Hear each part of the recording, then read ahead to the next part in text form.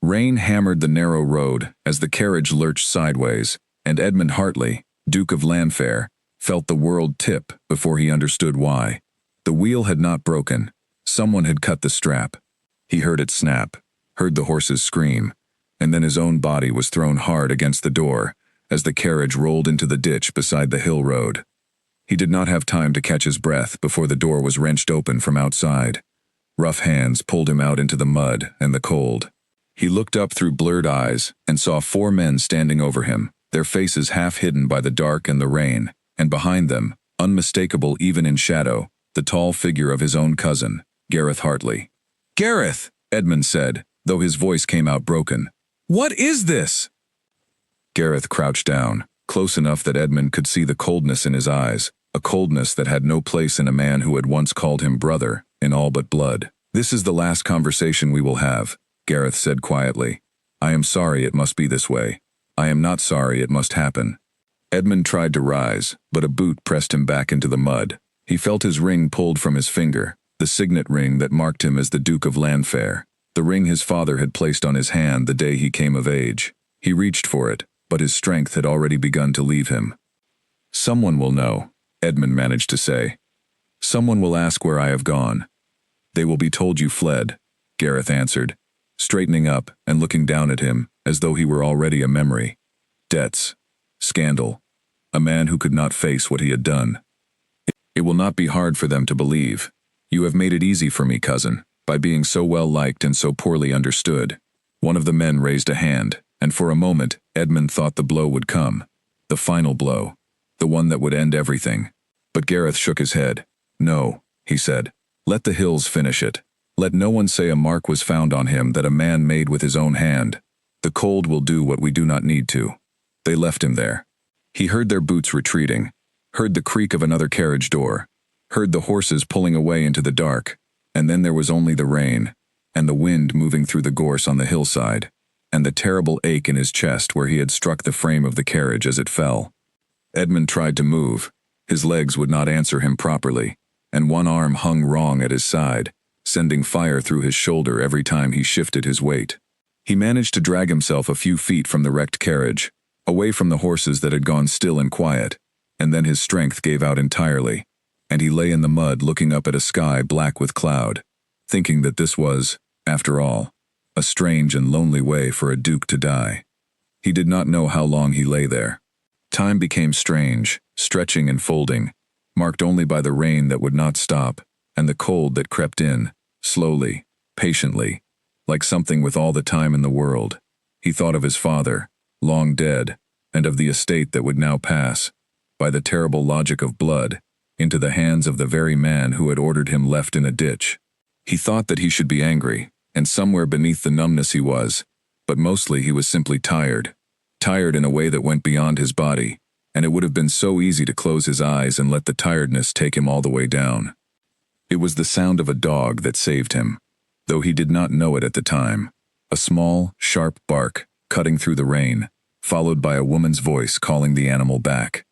Edmund tried to call out, but his throat produced only a rough, broken sound, barely louder than the wind. He tried again, gathering what little breath remained in him, and this time the sound carried, thin but real, into the dark. The barking stopped. There was a pause, the kind of pause that comes when someone is listening very hard, trying to decide whether they imagined something or whether it was real. Then he heard footsteps, quick and careful, coming down from the higher ground, where the road curved toward a scatter of cottages Edmund vaguely remembered passing on his journey. A light appeared, small and swinging, a lantern held by someone moving with purpose through the wet grass. Edmund turned his head, every movement a small agony, and saw a woman approaching, her shawl pulled tight against the rain, her face pale in the lantern light, but her eyes sharp and alert, taking in the wrecked carriage, the dead or scattered horses, and finally him. She stopped a few feet away, and for a moment neither of them spoke. Edmund understood, in some distant part of his mind that was still capable of reasoning, that this was a dangerous moment. A stranger, alone on a hill road at night, come upon a wounded man beside a broken carriage, might just as easily turn and walk away, might decide that whatever trouble had produced this scene was trouble she wanted no part of. He would not have blamed her. Instead, she knelt down beside him, setting the lantern in the grass, and pressed 2 fingers gently to the side of his neck, checking, he realized, whether he was even alive. "Can you hear me?" she asked. Her voice was low, steady, the voice of someone accustomed to handling difficult moments without panic. "Yes," Edmund managed. "What happened here?" He hesitated.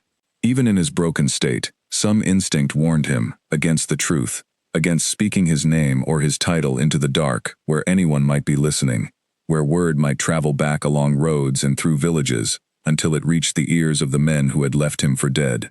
"An accident," he said instead. "The wheel. I do not remember much after that."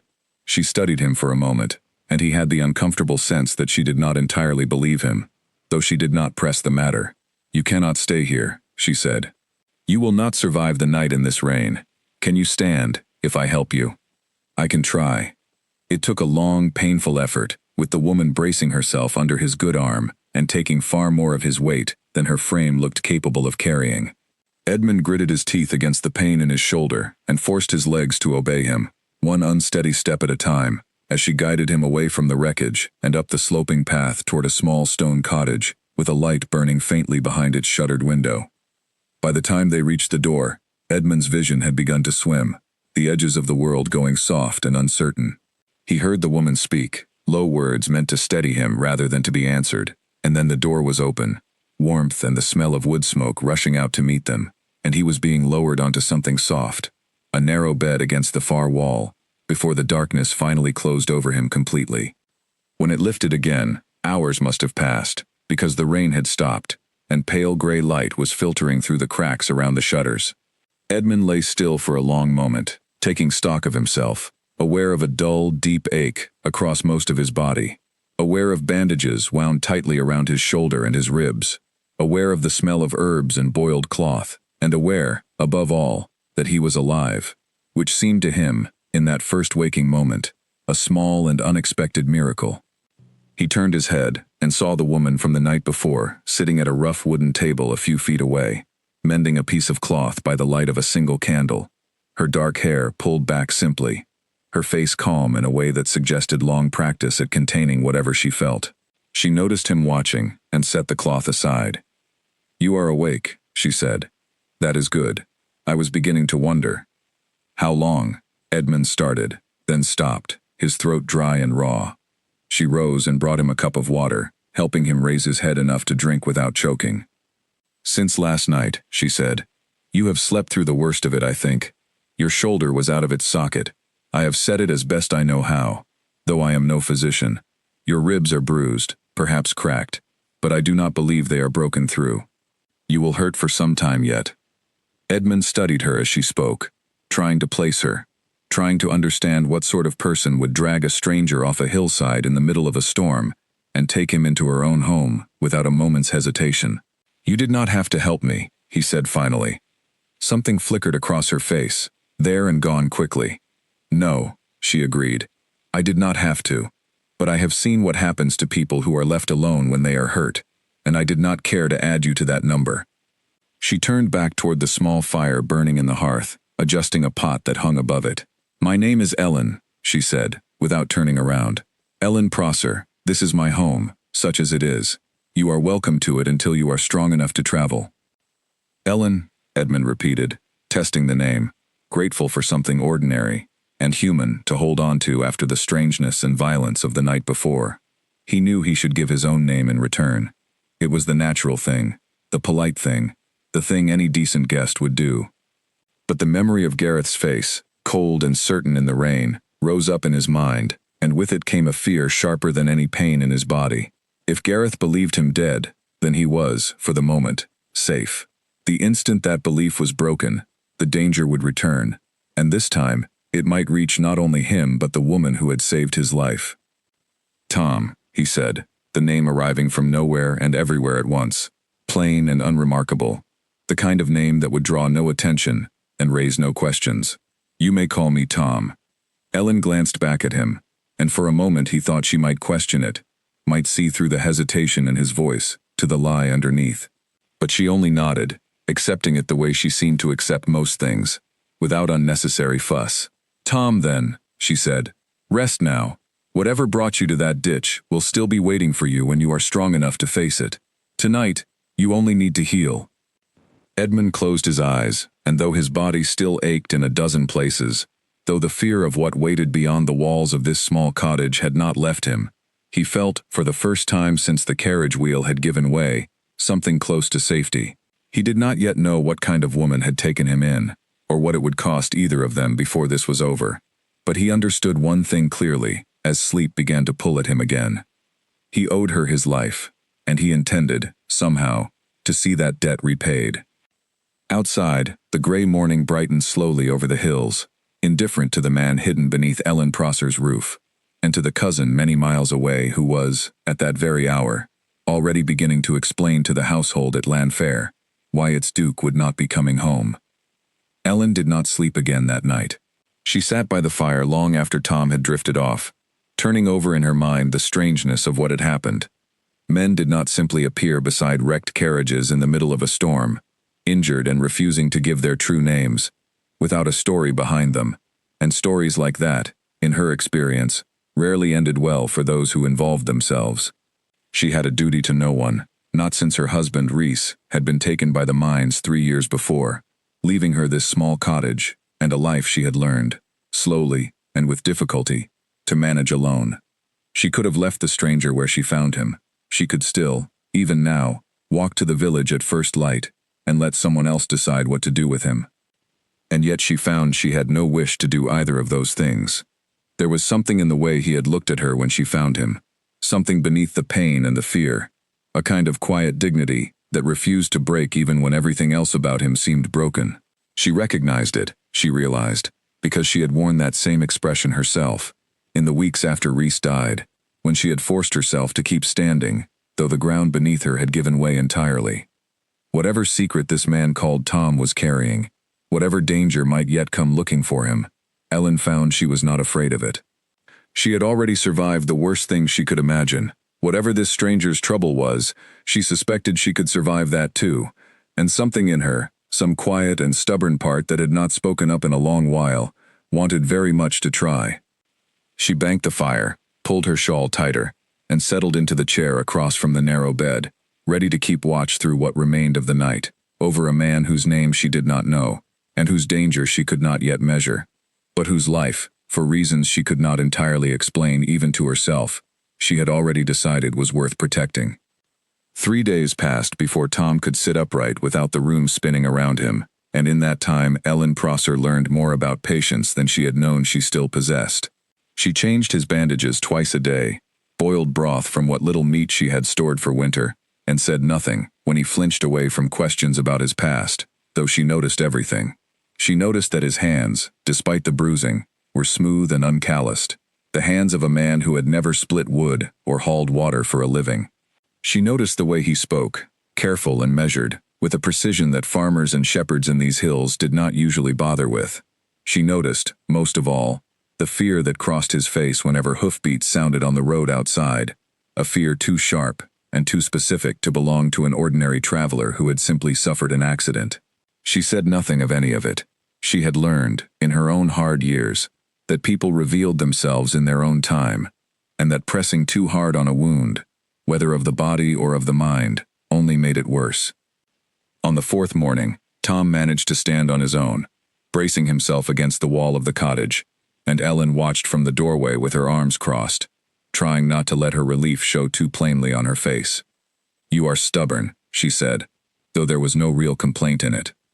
"I have been told that before," Tom answered, and something in the dry humor of it surprised her enough that she almost smiled. "By whom?" The question came out before he could stop it, and she saw immediately the way his expression shuddered, the easy moment closing as quickly as it had opened.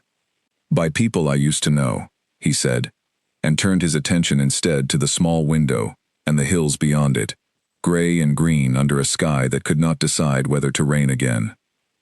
Ellen let the silence sit for a moment before she spoke again. "You do not have to tell me anything, Tom. I am not asking because I need to know. I am asking because you look like a man, carrying something heavier than a bruised shoulder, and I have found that such weight is easier to bear when it is shared, even a little."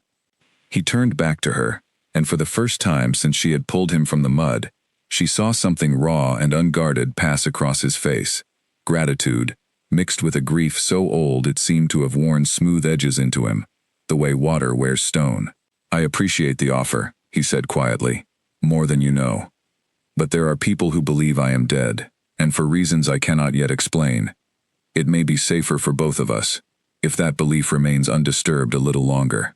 It was not much, but it was more than he had given her before, and Ellen accepted it as such, nodding once, and returning to her work at the hearth, without pressing further. She understood danger when she heard it named, even vaguely, and she understood, too, that whatever had happened to this man on the hill road had not been an accident at all. That afternoon, while Tom rested, Ellen walked the mile into the village to trade eggs for flour, and to hear what news might be moving through the market stalls, as news always did, faster than any rider could carry it. She found the usual gathering of women near the well, and within moments, she heard the name that made her steps slow. "The Duke of Llanfair," one of the women was saying, shaking her head with the particular relish some people reserve for another family's misfortune. "Gone, just like that. His cousin says he fled in the night, owing money all over the county, and left no word to anyone." "Fled where?" another woman asked. "Who can say?" "France," some are saying. Others say he simply could not face his creditors, and threw himself into the sea rather than be shamed. The first woman lowered her voice, as though the matter required a certain solemnity. "His cousin has taken up the running of the estate in the meantime. A hard man, they say, but capable. Someone must manage things, after all." Ellen said nothing, keeping her face carefully neutral as she counted out her eggs and accepted her flour in return. But her mind was working quickly behind her calm expression. A duke. A cousin who had taken control the very moment he vanished. A story of debt and shame that conveniently explained his absence without anyone needing to look further. It fit together with an ease that struck her as far too tidy, far too convenient, for something that was supposed to be an accident of fate rather than a plan carried out by careful hands.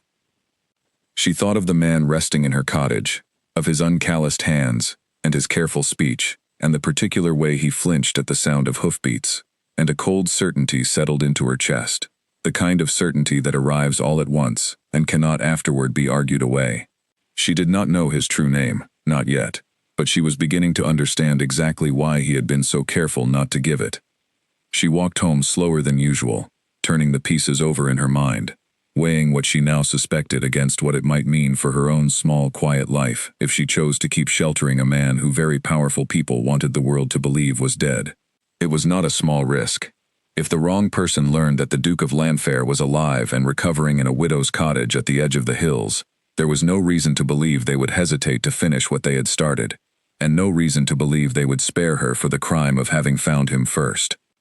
And yet, when she reached her door and stepped inside to find Tom sitting up by the fire, attempting with visible effort to mend the very shawl she had torn helping him from the ditch, something in her simply refused to be afraid enough to turn him out.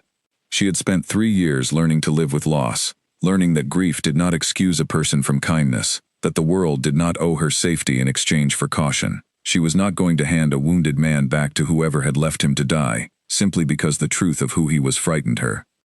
"You are meant to be resting," she said instead, taking the shawl gently from his hands. "I grew tired of staring at the ceiling," Tom admitted, and there was something almost boyish in the confession. A flash of the man he must have been before violence and betrayal had carved these new, harder lines into his face. "I wanted to be of some use, however small." Ellen studied him for a long moment, the market gossip still fresh in her ears, the shape of a terrible and elegant deceit becoming clearer to her with every passing hour. She could have spoken then. She could have told him plainly what she had heard, could have watched his reaction, and confirmed her suspicion beyond any doubt. Instead, she chose to wait, to let him find his own moment to trust her, the same patience she had shown him from the very first night. "There will be plenty of use for you soon enough," she said instead, settling into the chair across from him. "For now, eat something, and let your body finish what it started." That evening, after the fire had burned low, and Tom had fallen into an uneasy sleep, Ellen sat awake once more, watching the shadows move across the ceiling of her small home, and thinking of the road that ran past her door. The same road that led, eventually, all the way to the gates of Llanfair. She thought of the cousin who had so quickly and so smoothly taken control of an entire estate, and of the story he had spun to explain a disappearance that had not been a disappearance at all, but something far darker. She thought of the man sleeping a few feet away, a duke without his title, hiding under a borrowed name in the home of a woman he had met only days before, and she found herself wondering, not for the first time, what exactly fate had carried up to her door in the middle of that storm, and what it might yet ask of her before this was finished. Whatever it was, she decided, watching the rise and fall of his breathing in the dim firelight, she was not yet ready to turn away from it, not when a man's life, and perhaps far more than his life, still hung so precariously in the balance. A week after the storm, Tom could walk the length of the cottage without needing the wall to steady him, though his shoulder still ached whenever the weather turned, and a deep purple bruise across his ribs had only just begun to fade into yellow. Ellen had watched his recovery with quiet satisfaction, but she had also watched something else grow alongside his healing body, a restlessness that showed itself in the way he paced near the window at dusk, in the way his eyes tracked every sound from the road outside, sharp and wary, like a man who knew, somewhere in his bones, that safety was only ever borrowed, never owned. She decided, on a gray afternoon, while rain threatened but had not yet fallen, that the time for careful patience had passed. "I went to the village last week," she said, setting a bowl of stew in front of him without preamble. "I heard talk of a duke who has gone missing. The Duke of Llanfair, they call him. His cousin has taken the estate in his absence, and tells everyone the duke ran from his debts and his shame." Tom went very still, the spoon halfway to his mouth, and Ellen watched the color drain slowly from his face. "I do not believe he ran anywhere," Ellen continued, her voice steady and without accusation, only a plain and quiet certainty. "I believe he was thrown from a carriage on the hill road and left to die, and I believe the man sitting at my table, who will not give his true name, and who flinches at every hoofbeat, knows a great deal more about that story than he has told me." For a long moment, Tom said nothing at all. The fire cracked and settled in the hearth, and outside a gust of wind rattled the shutters, and still he did not speak, his eyes fixed on the bowl in front of him, as though it might offer some answer he could not find within himself. "You have every right to be angry with me," he said finally, his voice low. "I have taken your kindness and repaid it with a lie." "I did not say I was angry," Ellen replied. "I said I want the truth. There is a difference." He looked up at her then, and she saw in his face a kind of exhaustion that went far beyond his physical injuries, the exhaustion of a man who had been carrying a burden alone for too long and had begun, despite every instinct telling him otherwise, to hope that he might finally be allowed to set it down.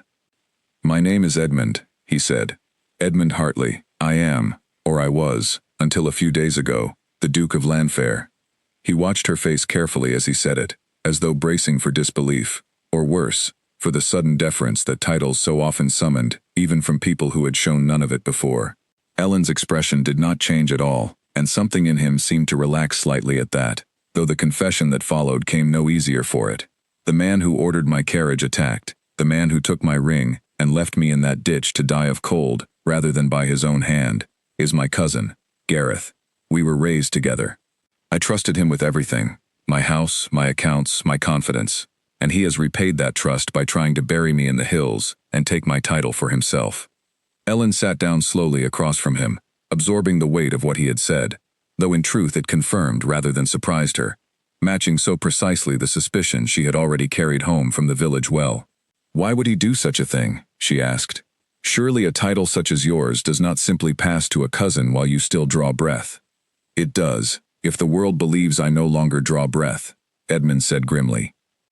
"And if I remain missing long enough, with no body found and no word given, there are ways for a determined and patient man to have himself declared the rightful heir, particularly if he controls every account and every servant in the meantime, and shapes every story that reaches beyond the estate walls." He set down his spoon entirely now, his appetite apparently gone. "I do not know all of his reasoning, perhaps debts of his own, perhaps simple greed, grown quietly for years beneath a friendly face. I confess I did not see it coming, which perhaps says more about my own blindness than about anything else." "And if he learns you are alive?" Edmund's jaw tightened. "Then he will finish what he started, and I do not imagine he will make the same mistake of leaving the work unfinished a second time. Which is why I gave you a false name, Ellen.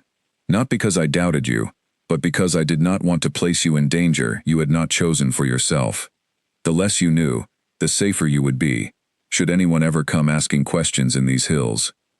Ellen considered this for a long moment, watching the firelight move across his tired, honest face, and found that she believed every word of it, not merely because it matched what she had heard in the village, but because of the particular shape of his fear, too specific and too personal to be invented.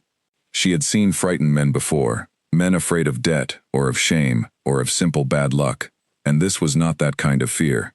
This was the fear of a man who knew exactly who wanted him dead and precisely why.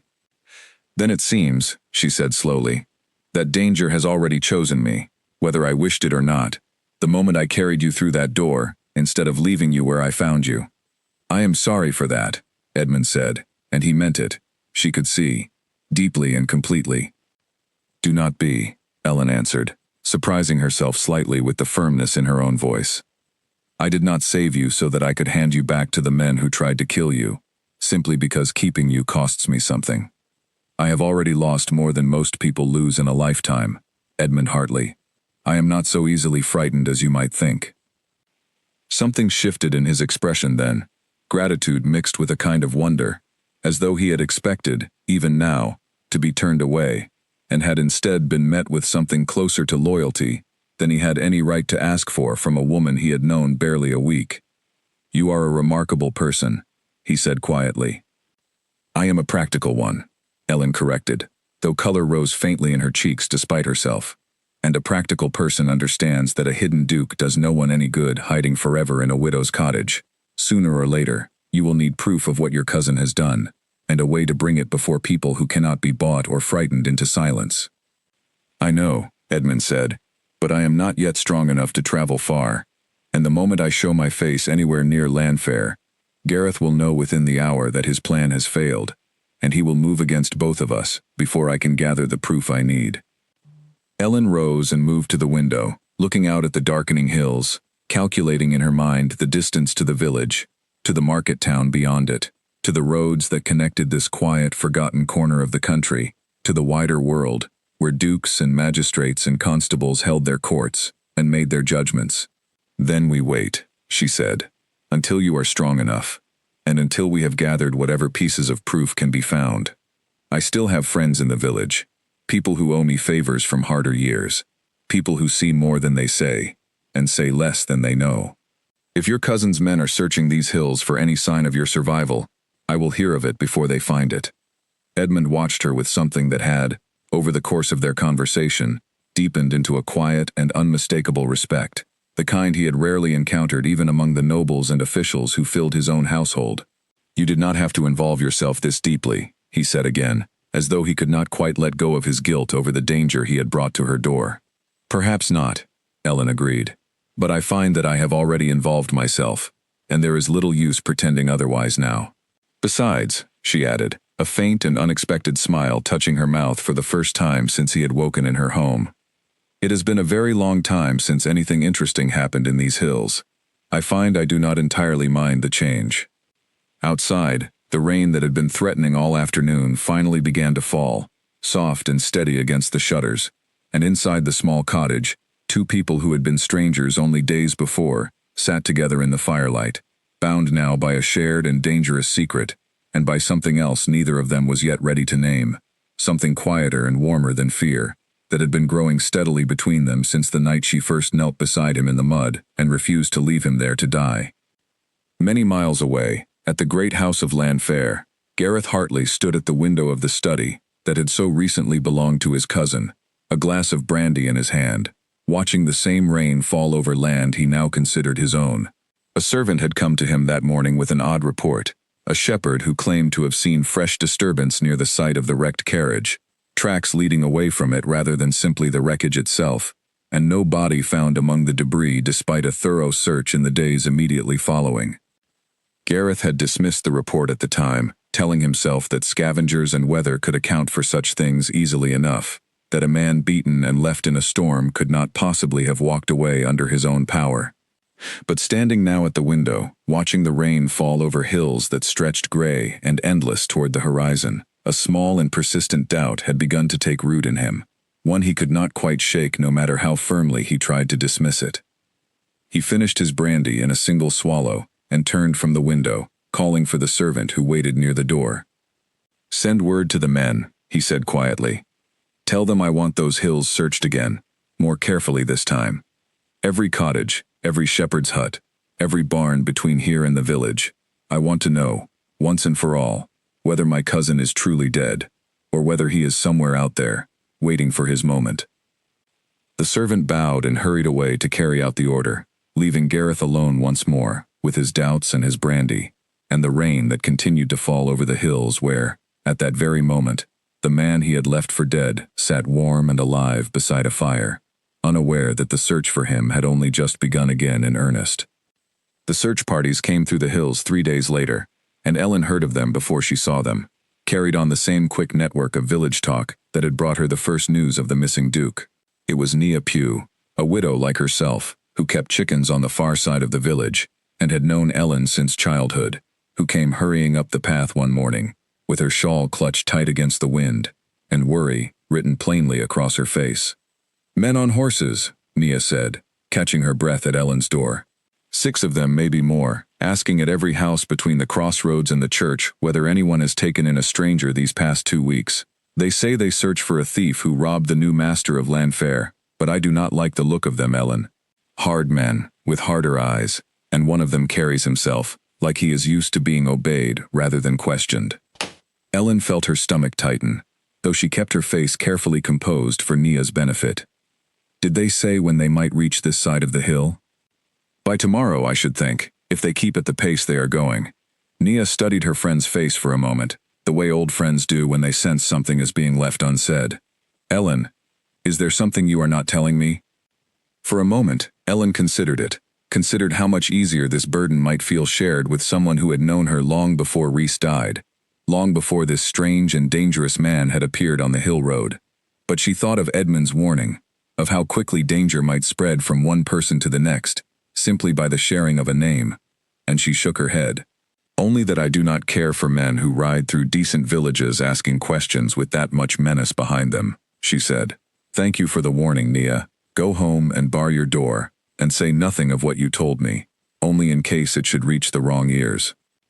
Nia nodded, satisfied enough with the answer, and hurried back down the path toward her own cottage, leaving Ellen standing in her doorway with the wind tugging at her shawl, and a cold, clear certainty settling over her that the quiet days of Edmund's recovery had just come to an end. She found him inside, sitting by the window mending a broken chair leg with the careful, patient attention of a man determined to earn his keep despite his injuries, and she watched him for a moment before speaking, memorizing, though she did not fully understand why, the particular way the morning light fell across his face. "Your cousin's men are searching the hills," she said finally. "They will reach this cottage by tomorrow, perhaps sooner." Edmund set down the chair leg slowly, his expression hardening into something Ellen had not seen from him before, a coldness that reminded her, unwelcome as the thought was, of the coldness Nia had described in the men riding through the village. "Then we must decide, quickly, what is to be done," he said. "I will not have you, or your home, put at risk on my account, Ellen. If it comes to it, I will leave before they arrive, and lead them away from here entirely." "And go where?" Ellen demanded, more sharply than she intended. "You can barely lift your right arm above your shoulder, and you know these hills less well than a child born here. You would last a day, perhaps 2, before exhaustion or exposure finished what your cousin failed to do himself. Better that than see harm come to you because of my presence in your home. And who decided that your safety and mine must be weighed against each other, as though only one of us may have it?" Ellen's voice had risen now, frustration and fear tangled together in a way she rarely allowed herself to show. "I did not drag you out of that ditch so that you could throw yourself back into danger the moment things became difficult. There is another way, if you will trust me to find it." Edmund studied her for a long moment, the coldness in his expression softening into something more complicated, admiration mixed with a reluctance he seemed to be fighting against his own better judgment. "What way?" he asked finally. "There is a hollow behind the ridge, above the old sheepfold," Ellen said, already moving toward the door as she spoke, her mind working quickly now that a plan had begun to take shape. "My husband used it once. years ago, to shelter lambs during a late frost. It cannot be seen from the road, and few in the village even remember it exists. If the men come tomorrow, I will tell them the cottage is mine alone, that I have taken in no stranger, and you will wait there until they have passed through and moved on to search elsewhere.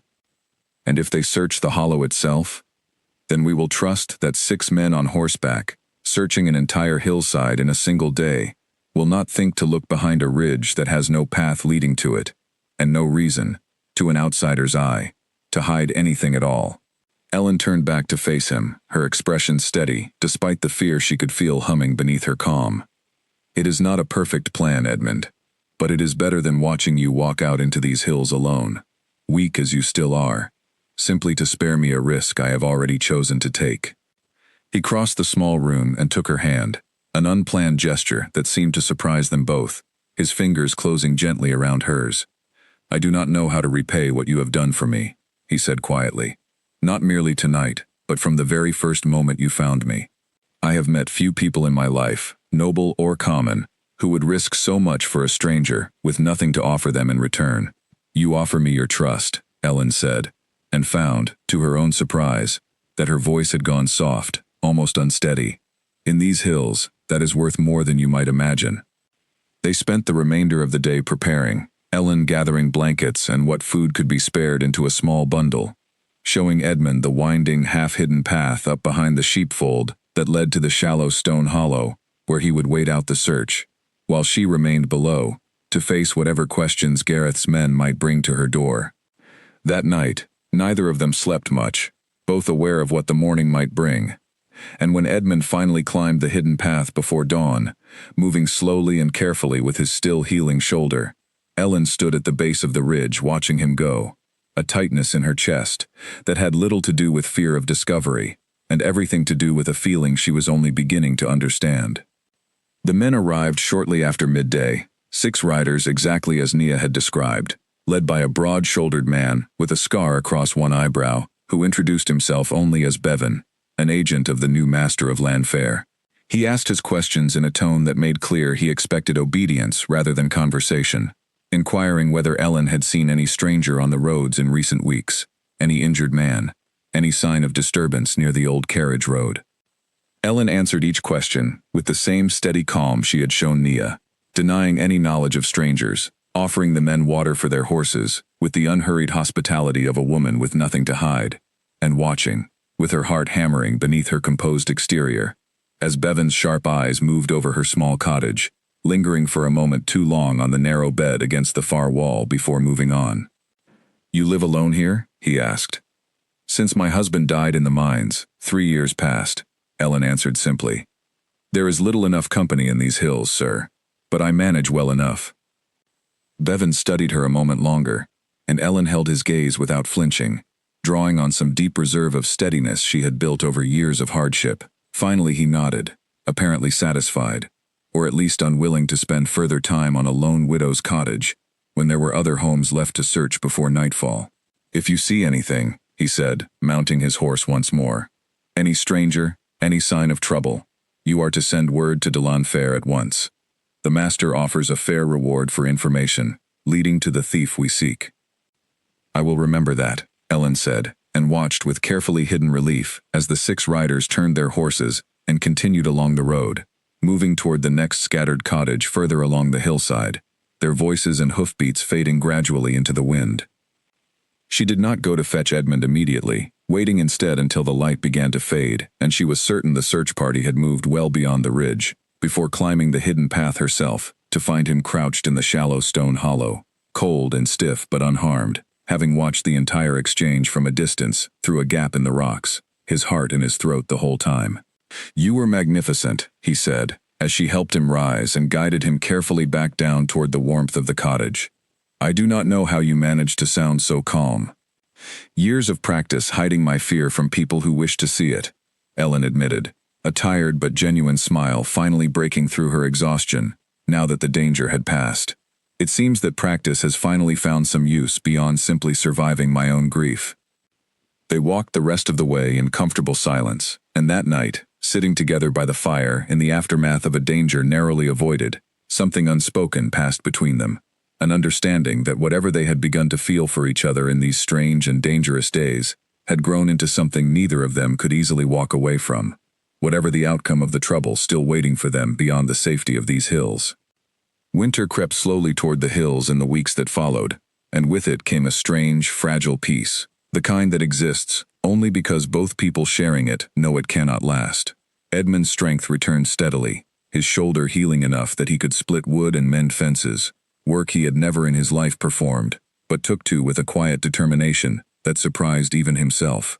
Ellen found herself watching him some mornings from the doorway of the cottage, a duke of the realm, swinging an axe with growing skill, sweat on his brow despite the cold, and she felt something warm and unfamiliar stirring in her chest each time she caught herself doing it. They spoke often in the evenings, after the work was done and the fire was lit, and slowly, piece by piece, Edmund told her of his life before the hill road, of a father who had died when Edmund was young, of a mother who had followed not long after, of growing up alongside Gareth, as though they were brothers rather than cousins, sharing tutors and horses and childhood mischief that seemed, looking back, almost unbearably innocent given what it had led to. "I never once suspected him," Edmund admitted one evening, staring into the fire with an expression Ellen had come to recognize as regret turned inward, blame he could not quite release. "Even in the moment he ordered his men to leave me in that ditch, some part of me kept waiting for him to change his mind, to remember who we had once been to each other. I do not think that part of me has fully accepted, even now, that he meant every word. Grief and betrayal often wear the same face," Ellen said quietly, remembering her own long nights after Rhys died, the strange way loss could feel like abandonment, even when no one was truly at fault.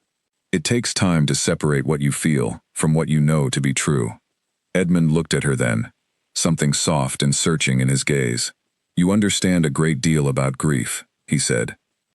"I have had a great deal of practice," Ellen replied, and though there was no self-pity in her voice, only plain acknowledgement, Edmund reached across the small space between them and took her hand, the same gesture that had passed between them weeks before, though this time neither of them let go quickly, and the silence that followed felt full rather than empty. It was Ellen, in the end, who first spoke of what neither of them had yet dared to name directly. "I did not expect this," she said softly, still holding his hand in the firelight. "When I found you on that road, I expected perhaps to save a stranger's life, and never think of him again, once he was well enough to return to whatever world he had come from.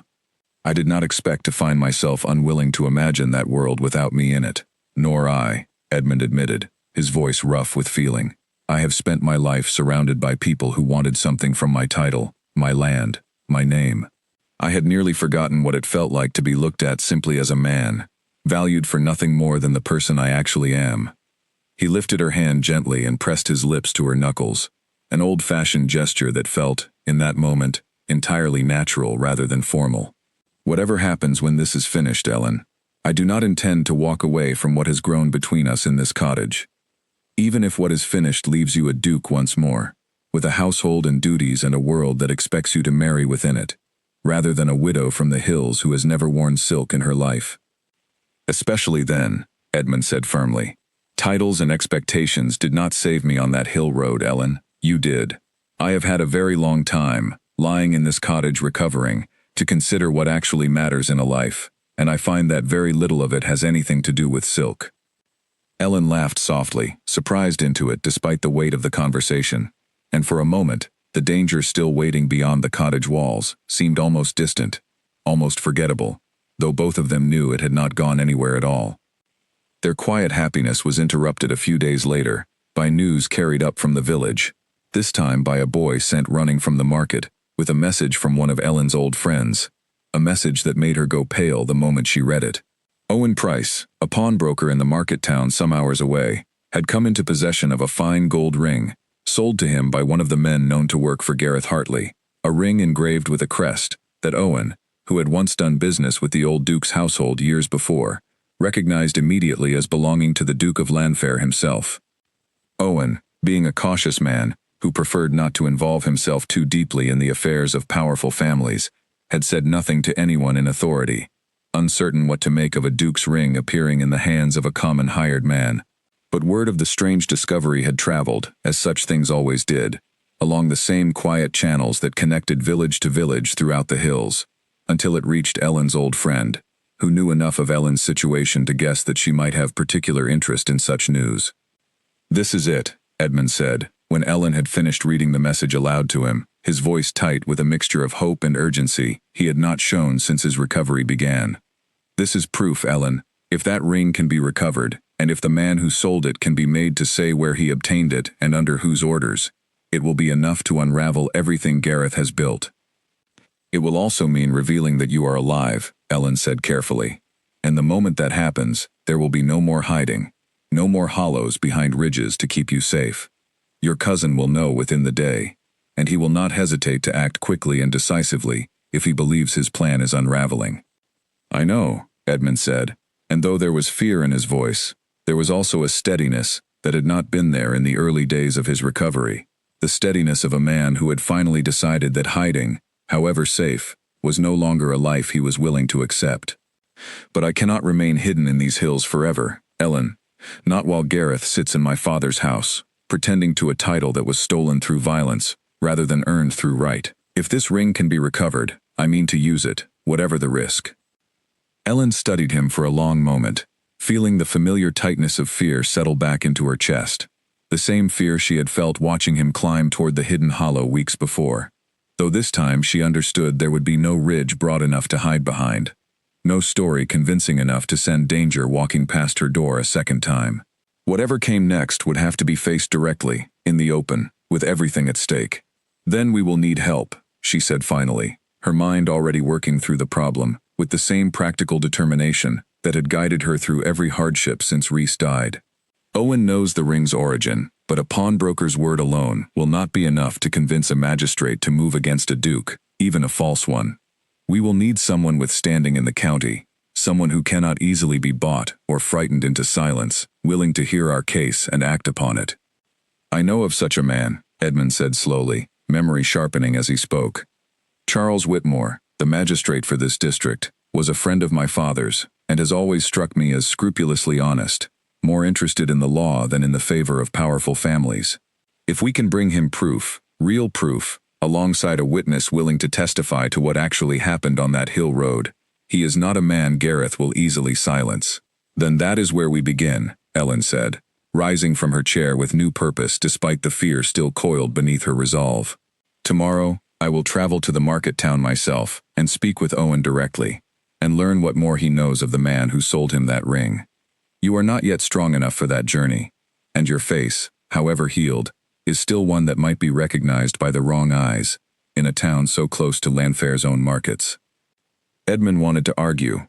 She could see it plainly in the set of his jaw, the old instinct to protect rather than be protected, rising up in him despite everything he had learned these past weeks about the strength of the woman beside him. But he said nothing, only nodded slowly, trusting her judgment in a way that would have been unthinkable to the man he had been before that carriage wheel gave way on the hill road. "Be careful," he said instead, taking her hand once more. "Whatever proof we gather, it means nothing if something happens to you in the gathering of it." "I have survived worse roads than the one to the market town," Ellen said, though she squeezed his hand in return, grateful for the concern even as she reassured him. "By tomorrow evening, we will know a great deal more than we do tonight, and perhaps, at last, a path forward that does not require hiding behind ridges or lying to men on horseback." That night, after the fire had burned down to embers and the cottage had settled into the particular quiet of deep winter darkness, Edmund lay awake, listening to the wind moving over the hills, thinking of rings and ridges and the strange, unlikely turns a life could take. From a duke thrown into a ditch, to a man splitting firewood and falling in love with a widow who had never once asked him for anything beyond honesty. Whatever awaited them in the days ahead, whatever danger the pursuit of justice might yet bring to their door, he found that he no longer feared it in the way he once had, not because the danger had lessened, but because he no longer faced it alone. The market town of Corwin lay a full morning's walk from Ellen's cottage, further than she usually traveled alone, but she set out at first light with a basket of eggs and cheese to give her errand a plain and ordinary appearance, should anyone ask why a widow from the hills had come so far from home. The road wound down through valleys thick with bare winter trees, before opening onto the wider lanes that led into the town itself, crowded even on a cold morning, with carts and traders, and the general noise of commerce that Ellen had almost forgotten existed, having spent so many months now in the quiet isolation of the hills. She found Owen Price's shop tucked between a bakery and a saddler's, its window filled with the particular assortment of small treasures that pawnbrokers accumulated, watches and buckles, and the occasional piece of jewelry pledged by families desperate enough to part with heirlooms for a season's coin. Owen himself was a small, careful man, with spectacles perched low on his nose, and when Ellen introduced herself and mentioned the friend who had sent word of the ring, his expression shifted immediately from polite curiosity to a wariness that told her plainly he understood exactly how dangerous this conversation might become for both of them. "I did not ask too many questions when the man brought it in," Owen admitted, once he had ushered her into the back room of his shop and closed the door against any customers who might wander in unexpectedly. "A gold ring, well made, with a crest I recognized from years of doing business with the old Duke's household, back before the young Duke inherited. I gave the man a fair price, though far less than the ring is worth, and I did not think much of it beyond a passing curiosity as to how such a fine piece came into the hands of a rough sort like him." "Do you still have it?" Ellen asked, her heart beating quickly.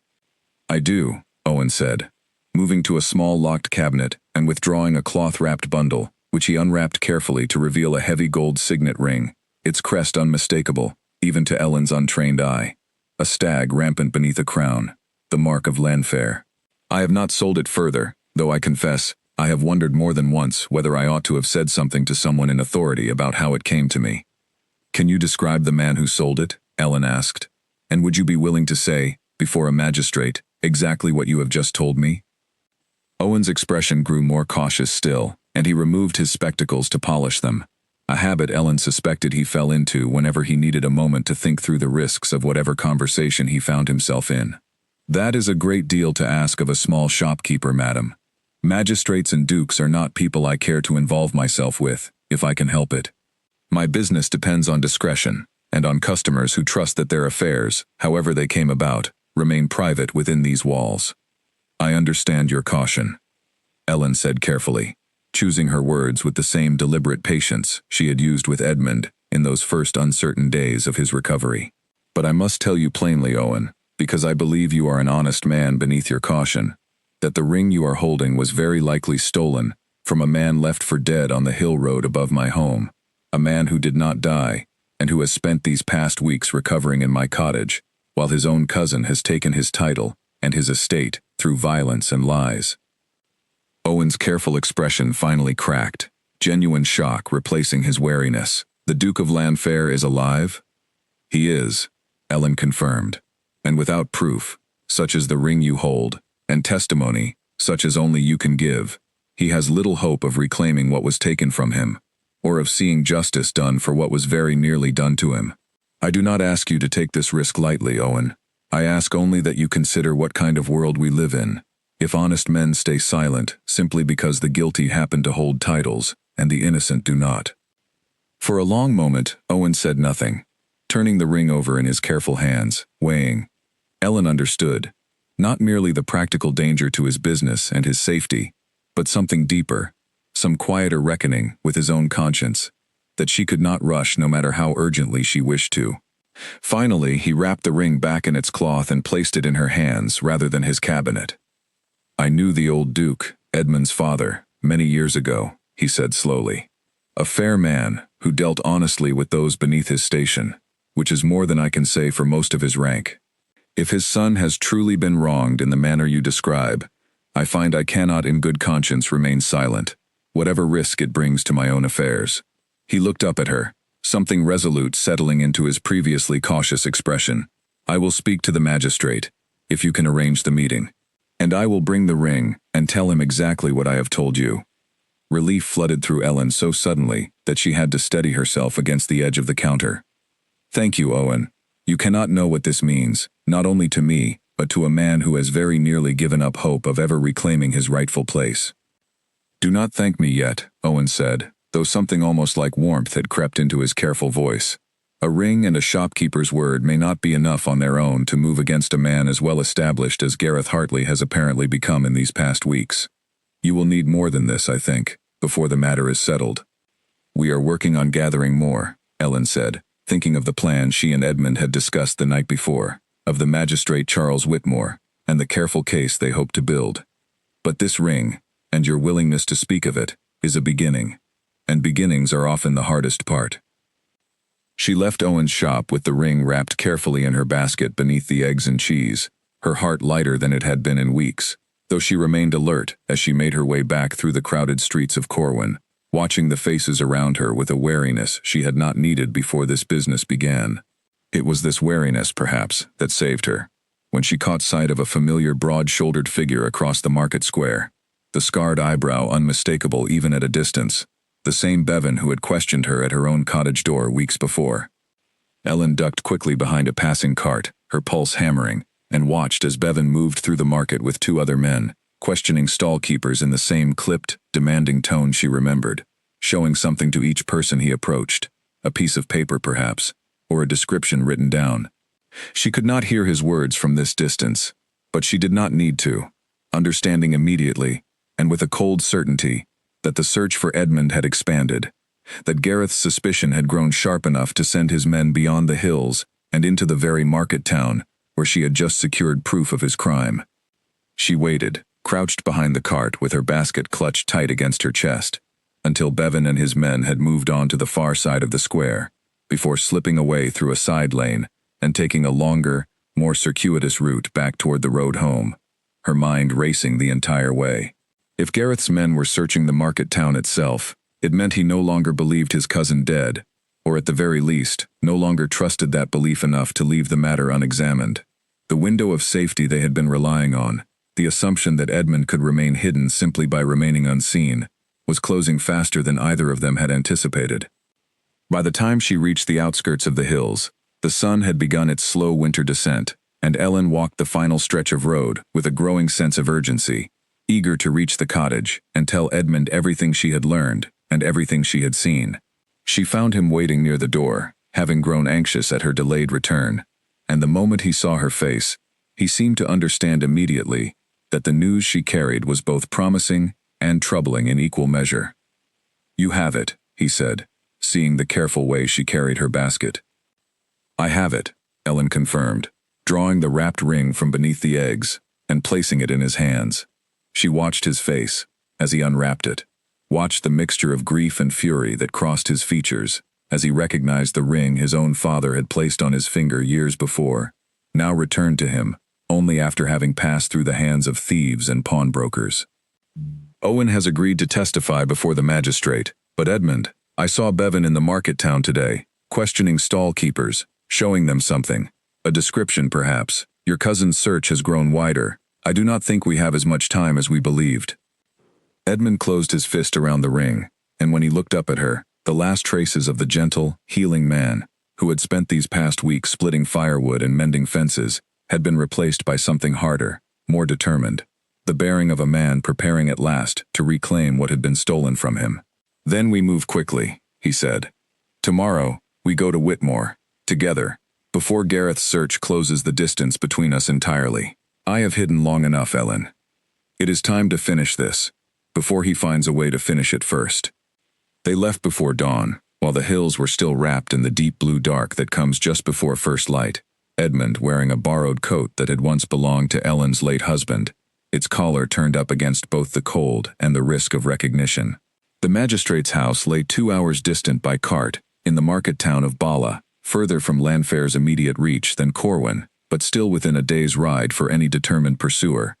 And both of them understood, without needing to speak it aloud, that every mile of the journey carried its own particular danger.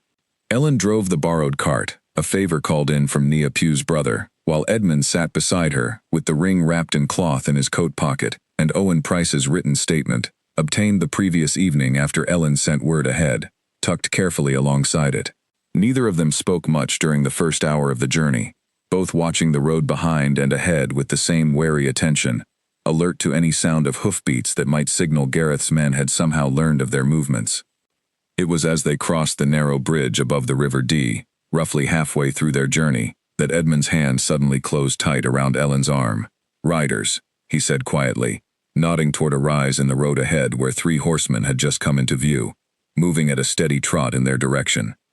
Ellen's heart lurched, but she forced her voice to remain calm, drawing on the same steadiness that had carried her through Bevan's questioning at her own cottage door weeks before. "Keep your face turned away," she murmured, "and let me speak, if it comes to that." The riders drew closer, and as they passed, Ellen recognized with a flood of relief that they were simply merchants, their saddlebags heavy with goods bound for the same market town, paying the humble cart and its 2 passengers no more attention than they would any other travelers on a public road. She felt Edmund's grip on her arm slowly ease as the riders continued past without slowing, and neither of them spoke again until the bridge was well behind them, though the fright had left both their hearts beating faster than the pace of the cart alone could account for. "We cannot afford many more scares like that," Edmund said finally, his voice rough. "My nerves are not what they once were." "Nor mine," Ellen admitted, managing a small, tight smile despite the lingering fear. "But we are more than halfway now. Whitmore's house lies just beyond the next rise, if I have judged the distance correctly." They reached the magistrate's house by mid-morning, a solid stone building set back from the road behind a low wall and a stand of ancient oaks, its respectable, unhurried appearance a stark contrast to the anxious urgency both travelers carried with them up the front path. A servant answered their knock, and after a brief and tense wait in a small sitting room, they were shown into a study where Charles Whitmore, a tall, silver-haired man with sharp, assessing eyes, rose from behind his desk to greet them. "You will forgive my caution," Whitmore said, studying Edmund closely even as he gestured for them both to sit. "But I confess, I find myself looking at a man I attended my own dear friend's funeral for, some years past, and finding a striking resemblance to that friend's only son, a son the county has been told, these past weeks, fled abroad in disgrace." His eyes narrowed slightly. "You will understand why I require rather more than a striking resemblance before I proceed further with whatever business has brought you to my door." "I understand entirely," Edmund said, and reaching into his coat, he withdrew the ring, setting it on the desk between them. "This bears my family's crest, Whitmore. You have seen it before, I believe, on my father's hand, and later on mine, the day I came of age. It was stolen from me the night my cousin's men attacked my carriage on the hill road above Pentre, beat me, and left me for dead in a ditch, believing the cold would finish what their own hands had not." Whitmore picked up the ring, turning it slowly in the light from his study window, his expression unreadable as he examined the crest engraved into the gold. "This is, without question, the Llanfair crest," he said finally. "But a ring alone, Edmund, if indeed you are Edmund, proves only that you possess a ring." "It does not prove how you came to possess it, nor does it prove the story you have just told me, however convincingly." "I have more than the ring," Edmund said, and gestured to Ellen, who produced Owen Price's written statement from her own bag and placed it beside the ring on the desk. Whitmore read the statement carefully, his brow furrowing as he absorbed the pawnbroker's careful account of the ring's origin, the description of the rough man who had sold it, and Owen's own recollection of the crest from his years of dealing with the old Duke's household. When he finished reading, he set the paper down and looked up at Edmund with an expression that had shifted, subtly but unmistakably, from skepticism towards something closer to grave consideration. "This is a serious accusation," Whitmore said slowly. "If true, it implicates Gareth Hartley not merely in fraud and deception, but in attempted murder against his own cousin, a crime that carries the gravest of consequences under the law, regardless of the accused's rank or standing. I cannot act on a ring and a shopkeeper's statement alone, however compelling. I will need Owen Price to testify directly, and I will need to send word verifying your identity through means Gareth cannot easily corrupt or intercept, such as old family retainers who would recognize you beyond doubt, or physicians familiar with your particular features from childhood illnesses or injuries." "There is little time for such careful verification," Edmund said, urgency sharpening his voice. "Gareth's men are already searching the hills and market towns for any sign that I survived. If he learns I have come here, to you, before you have gathered the proof you require, he will have every reason to act quickly and decisively against both myself and the woman who saved my life, before your investigation can conclude." Whitmore studied him for a long moment, weighing, Ellen understood, not merely the evidence before him but the character of the man presenting it, the particular quality of urgency and grief that could not, she suspected, be easily counterfeited by a clever impostor seeking to profit from a wealthy family's misfortune. Very well, Whitmore said finally. I will send for Owen Price today, and for old Fionn Roberts, who served as your family's housekeeper for 30 years before her retirement, and would recognize you, I think, better than any physician's records could confirm your identity.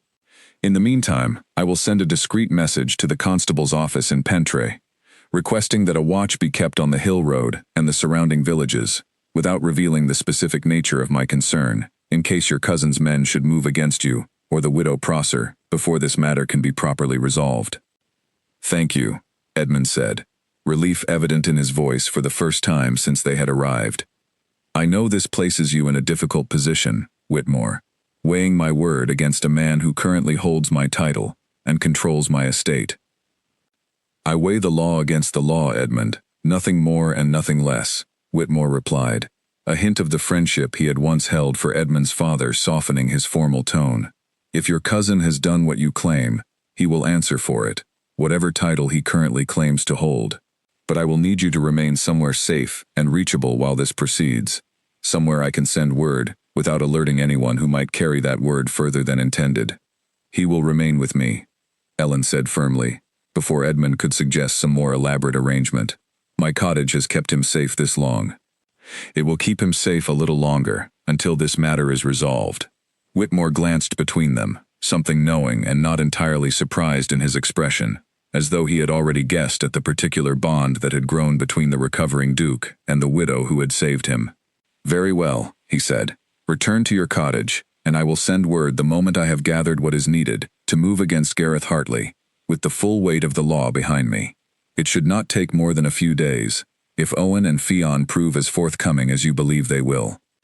They left Whitmore's house in the early afternoon, the cart ride home feeling, despite the lingering danger, considerably lighter than the anxious journey that morning had been, both of them buoyed by the sense that a path forward had finally, truly begun to take shape.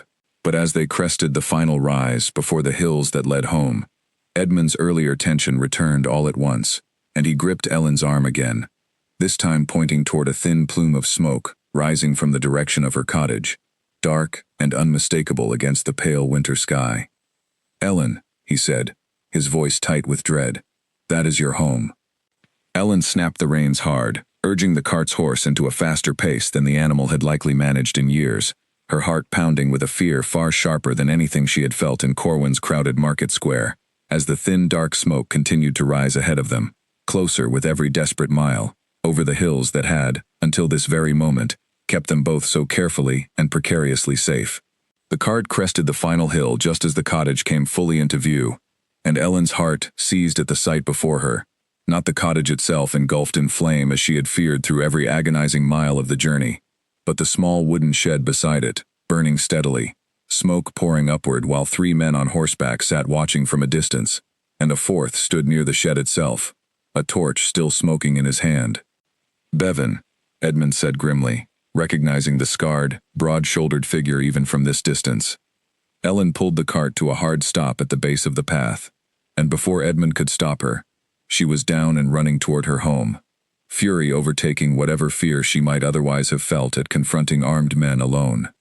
Edmund followed as quickly as his healing body allowed, catching up to her just as Bevan turned to face them both, an expression of grim satisfaction spreading across his scarred features. Well, Bevan said, his voice carrying easily across the yard. It seems the rumors were true after all. The Duke of Llanfair, alive and well, hiding in a widow's cottage all this time. He gestured toward the burning shed, with something close to amusement. We searched your home thoroughly while you were away, madam, and found rather more evidence of a man's presence than a widow living alone should account for. I thought it best to send a message, in case you returned before we had finished our business here. You have no right, Ellen began, but Bevan cut her off with a raised hand. Rights are not something I concern myself with, madam. My orders come from the master of Llanfair, and my orders are quite clear regarding what should happen should his cousin be found alive. Bevan's hand moved toward the pistol at his belt, and Ellen felt Edmund step in front of her, placing himself deliberately between her and the armed men. Whatever you intend, Bevan, know that it is already too late, Edmund said, his voice steady, despite the danger, drawing on some final reserve of the authority that came, even now, from a lifetime of command. The magistrate at Bala already holds evidence of my cousin's crime, my ring recovered from a pawnbroker who will testify to its origin, and a written statement identifying the very man who sold it. If you harm either of us now, you will only confirm every accusation already laid against Gareth Hartley, and ensure that both of you hang for it, rather than merely him. For a moment, uncertainty flickered across Bevan's scarred face, the first crack in his earlier confidence, and Ellen understood that Edmund had found, perhaps, the one argument capable of giving even a hardened man like Bevan pause: the simple, practical fear of a rope around his own neck, rather than loyalty to a master whose plans had clearly begun to unravel. "You are lying," Bevan said, though his voice had lost some of its earlier certainty. "Send a rider to Bala and learn for yourself," Edmund replied evenly. "Magistrate Whitmore already knows my face, already holds my father's ring, and a witness statement naming your master's men. Whatever you do here today, Bevan, the outcome for Gareth has already been decided. The only question remaining is whether you wish to share in his punishment, or whether you have the sense to ride away now and let the law take its course without further blood on your hands."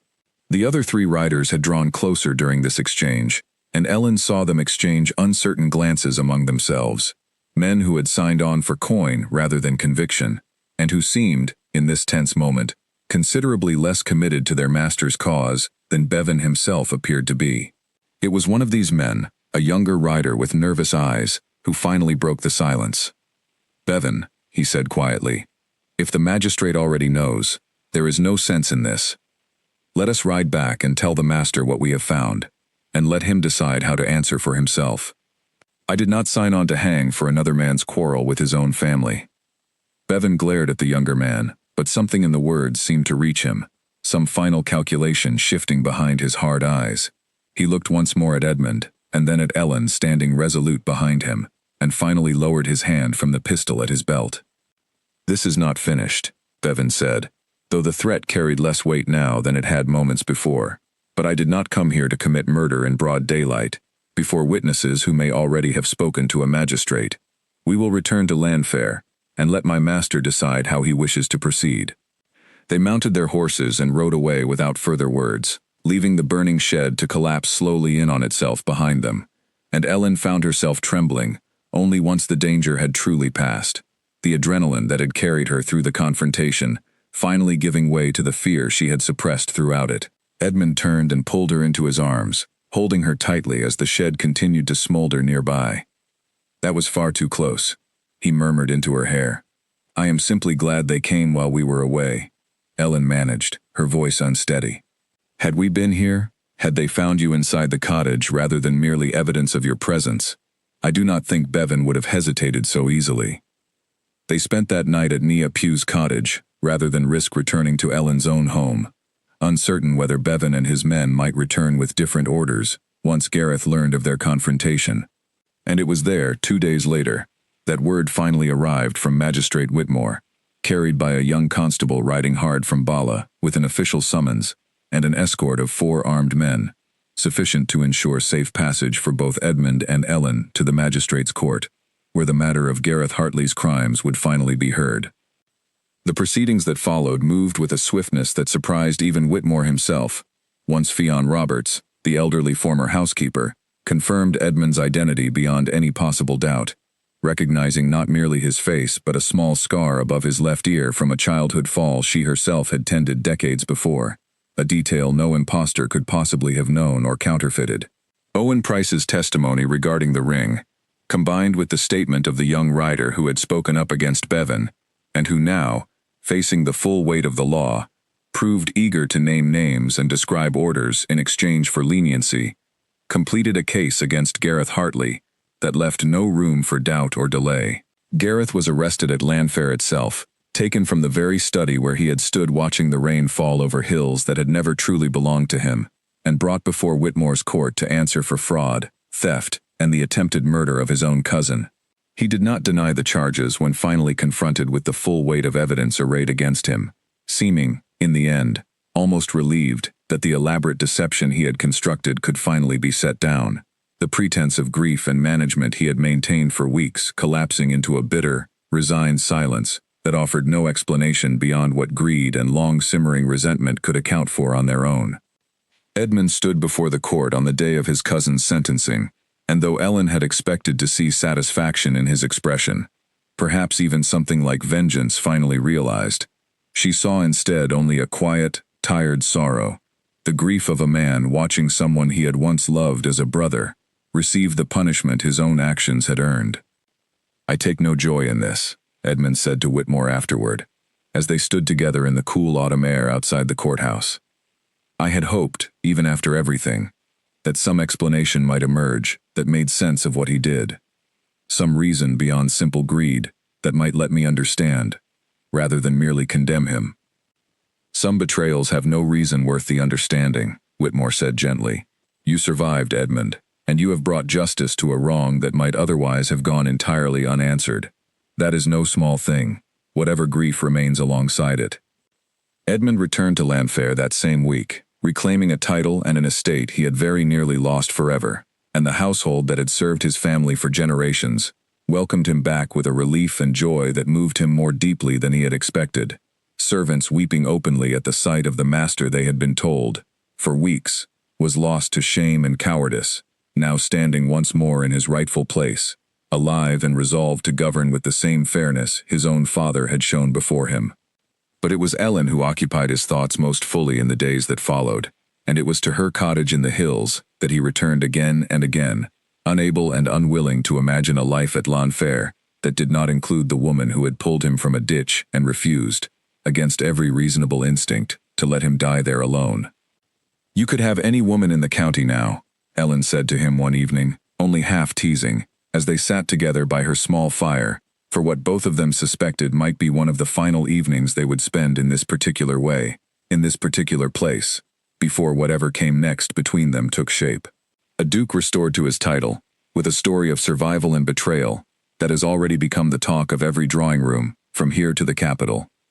"Why do you keep returning to a widow's cottage in the hills?"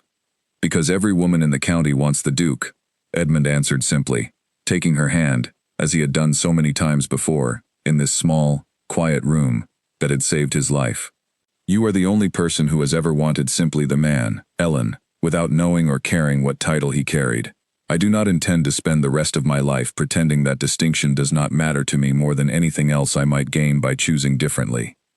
He asked her that same evening to become his wife, not with elaborate ceremony, but with the same plain, honest sincerity that had characterized every conversation between them since the night she found him broken on the hill road, and Ellen, who had spent 3 long years believing that the deepest happiness of her life had already come and gone with Rhys, found herself weeping and laughing in equal measure as she said yes.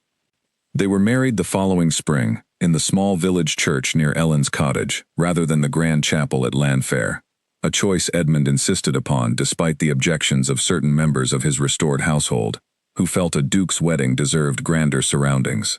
The hills that had once hidden a wounded, hunted man now witnessed instead a quiet, joyful ceremony, attended by villagers who had known Ellen all her life, alongside servants and tenants from Llanfair who had come to love their restored master in the months since his return, and by Charles Whitmore and Owen Price, both of whom Edmund insisted be counted among the honored guests, having played their own crucial part in the justice that had finally been done. Ellen Prosser became, that spring day, the Duchess of Llanfair, though she never entirely lost the plain, practical manner that had first drawn Edmund's admiration in the depths of his recovery, and the hills above her old cottage remained, for the rest of both their lives, a place they returned to often, walking the same paths where a storm had once thrown a dying man into her path, and where a widow's stubborn refusal to leave him there had, in the end, saved far more than a single life. The first true test of their marriage came not from any lingering threat of Gareth's, who had been sent far from the county to answer fully for his crimes, but from the quieter, more persistent challenge of a world that did not easily accept a hill widow standing where a lady of noble birth had always been expected to stand. Within months of the wedding, invitations to Llanfair from certain families of the county grew noticeably thinner, and at the gatherings Ellen did attend, she often caught the sidelong glances of women who measured her manners against a standard she had never been raised to meet, and found her, in their quiet judgment, wanting. Edmund noticed it too, and it troubled him far more than it seemed to trouble Ellen herself, who had faced harder trials than raised eyebrows over the wrong fork used at dinner. "You do not have to prove anything to people whose good opinion was never worth having," he told her one evening, after a particularly cold reception at a neighboring estate had left him seething on her behalf. "I know that," Ellen said, and meant it fully. "I have already survived losing a husband to the mines, and nearly losing another to a ditch on a storming night. I find I have very little patience left for worrying whether Lady Caris approves of how I hold my teacup." Still, she understood, in ways Edmund did not always see clearly from within his own position, that the whispers were not only about her comfort, but about the strength of the household they were building together, and she set about answering them not with argument, but with quiet, patient competence, the same steady practicality that had once talked a hardened man like Bevan out of violence on her own doorstep.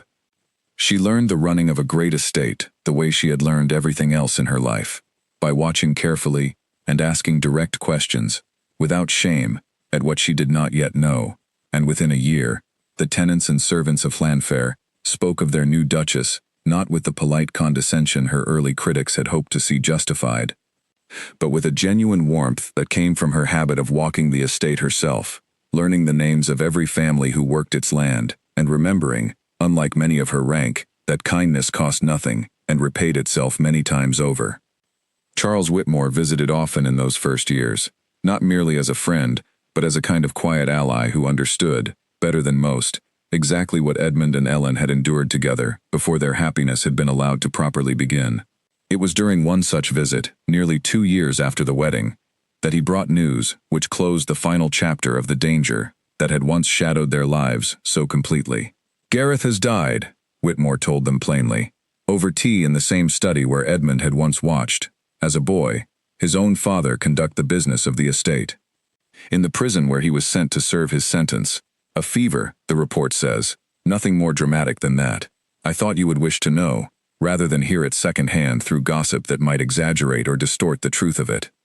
Edmund absorbed the news quietly, and Ellen, watching him, saw again that same complicated grief she had witnessed at his cousin's sentencing years before. Sorrow layered over relief, layered over a lingering, unresolved love for the boy Gareth had once been, before ambition and resentment had hardened him into the man who left his own cousin to die on a hillside. "Thank you for telling me yourself, Charles," Edmund said finally. "I find I am glad it is finished, and sorry, still, that it ever needed to happen at all." Life at Llanfair settled, in the years that followed, into a rhythm neither Edmund nor Ellen could have imagined, during those first desperate weeks in her small cottage. A rhythm built around the practical work of managing a great estate fairly and honestly, and around the quieter joys of a marriage built on something far sturdier than convenience or convention. 2 children arrived in time, a daughter first, whom they named after Ellen's own mother, and a son 2 years later, whom Edmund insisted on naming Rhys, in honor of the husband Ellen had loved and lost, before fate carried a broken, dying duke to her door. "Are you certain?" Ellen had asked, moved nearly to tears by the suggestion, when Edmund first proposed the name for their son. "Rhys gave you the strength to survive alone in these hills," Edmund said simply. "That same strength is what saved my life the night you found me. It seems only right that our son should carry forward a name that means so much to the both of us, in its own way. The old cottage where it had all begun was never torn down, though Ellen no longer lived there, and in later years, when their children were old enough to ask about the strange, dramatic story of how their parents had met, Edmund and Ellen would walk them up the hill road together, past the spot where a carriage wheel had once given way in the rain, and up toward the small stone building where a widow had once knelt beside a dying stranger and refused, against every reasonable instinct, to leave him there in the dark. "Why did you help him, Mama, if you did not know him at all?" their daughter asked once, young and solemn, and curious, in the way children often are about the improbable stories of how their parents' lives first joined together. Ellen considered the question carefully, the way she considered most things, before answering. "Because a person in need does not stop being worth saving simply because you do not yet know their name," she said. "Your father taught me many things in the years since that night, but I think that particular lesson I already knew before I ever pulled him from that ditch, and I hope it is one lesson, among many others, that you will carry with you as well." Edmund, listening nearby, felt the old, familiar gratitude rise in him again, the same gratitude that had never fully left him since the night he first woke in a stranger's cottage to find himself alive, against every likelihood, cared for by a woman who had asked nothing of him beyond honesty, and who had given him, in return, far more than a title or an estate could ever measure. Whatever trials had brought them to this hillside, whatever violence and betrayal had nearly ended his life before it had properly begun, he found, standing there with his family in the quiet autumn light, that he would not have changed a single terrible, frightening moment of it, if changing it meant losing the life that had grown, slowly and improbably, out of the ruins of that stormy night. They walked back down the hill together as the light began to fade, the same hills that had once hidden a hunted man in a shallow stone hollow, now holding nothing more dangerous than the ordinary, precious business of a family walking home, and behind them, the small cottage stood quiet and unchanged against the darkening sky, a modest monument to the night. A widow's courage had rewritten the fate of a man the world had already given up for dead.